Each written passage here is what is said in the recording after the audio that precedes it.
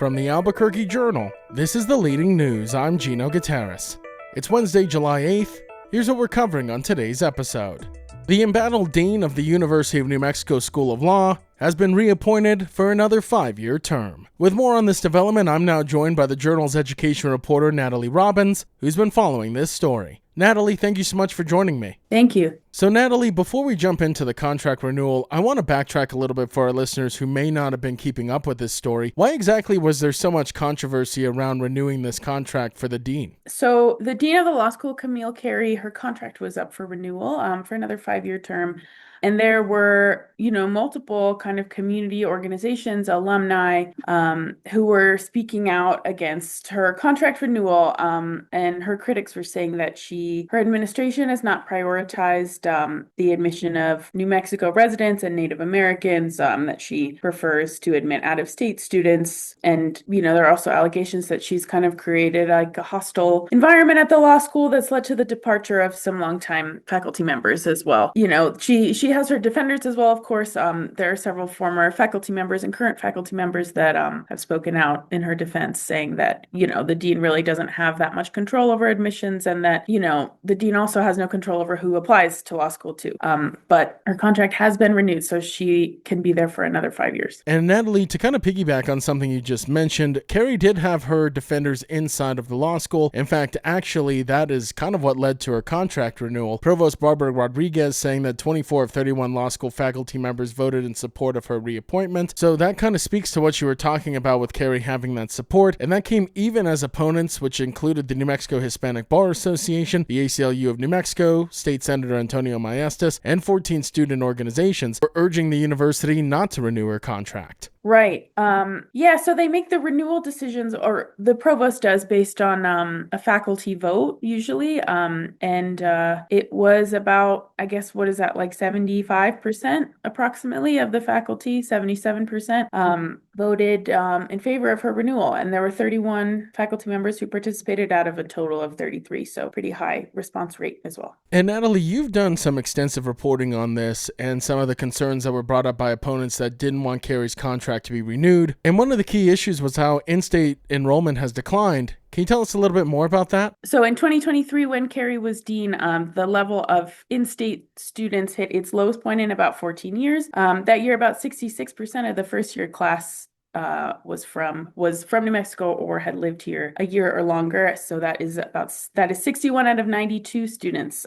But I think it's important to mention also that the level of applicants typically skews heavily out of state. That year, 37% of the applicant pool was New Mexico residents, compared to 66% of the first year class. And Natalie, your reporting kind of shed some light on why having in-state students is really important to New Mexico. Being such a rural state and being so spread out, having law school students come from rural communities might incentivize them to go back to those communities and help be the legal representation for their communities, a lot in the same way that we see doctors and medical shortages in New Mexico in the same way. It was kind of interesting to read about that, and I was hoping you could expand a little bit more on that. Sure, absolutely. So UNM is the only law school in the state of New Mexico, which, many would say means that it has a responsibility to kind of educate the people of New Mexico, train them to become lawyers. And as is true with healthcare professionals, many counties in New Mexico are legal deserts, which means there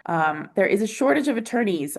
3 of New Mexico's 33 counties have no attorneys at all, while 5 have fewer than 10 and 6 have fewer than 20, which, means I know in Arizona, where I'm from, if there are no attorneys, this means that people kind of have to travel, or they have to represent themselves even in eviction matters. They are kind of up against a landlord, and they have no representation a lot of the time in civil matters. So yeah, many would argue that UNM does have a responsibility to the state to sort of educate lawyers, educate capable people to represent New Mexicans. And lastly, Natalie, before I let you go, you were able to get a statement from Camille Carey in reaction to her contract renewal. What did she say? Carey said, sort of to be expected that she was really honored to have her contract renewed. She said, quote, "Our law school has a proud tradition of preparing lawyers who make a difference in communities across New Mexico, and I look forward to working with our faculty, staff, students, alumni, and legal community partners as we build on that tradition." So the dean of the UNM School of Law having her contract renewed despite community pushback, and Natalie, I'm sure in the coming days we'll hear more from the opponents on their reaction to this announcement. Thank you so much for joining us and sharing the latest. Absolutely. Thanks, Gino.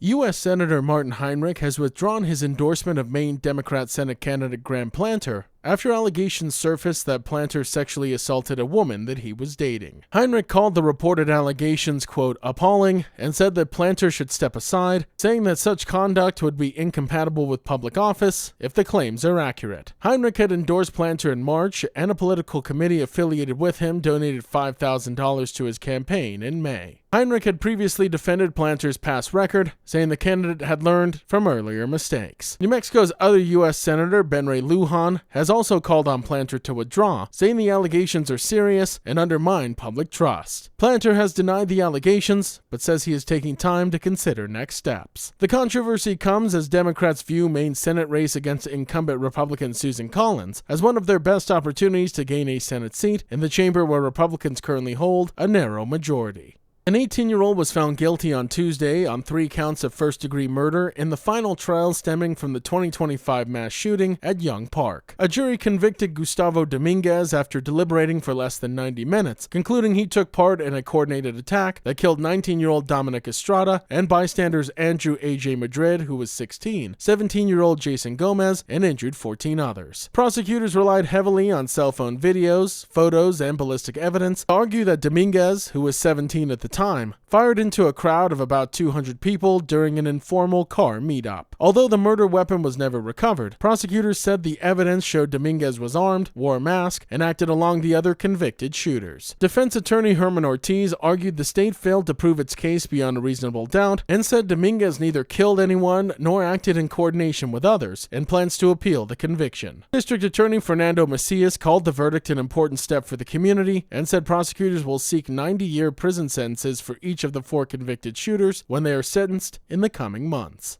Albuquerque senior centers have risen breakfast prices, with some meals increasing from $1.50 to as much as $5, prompting criticism from seniors who rely on the program while living on fixed incomes. Many attendees say the higher cost could force some older adults to skip meals, especially as affordable options like oatmeal and a la carte items have been removed from the menu. City officials say the changes are necessary because the cost of preparing breakfast has climbed to about $6.44 per meal due to inflation and rising food costs. The city says it still subsidizes the program, with most breakfasts costing seniors between $3 and $4, and emphasized that free lunches for residents like 60 and older will continue. Many seniors, though, argue the centers are providing more than just affordable food. They offer social connection and support that helps combat isolation. While officials say the simplified menu will reduce waste and save money, attendees are urging the city to reconsider the increases or restore lower-cost menu options.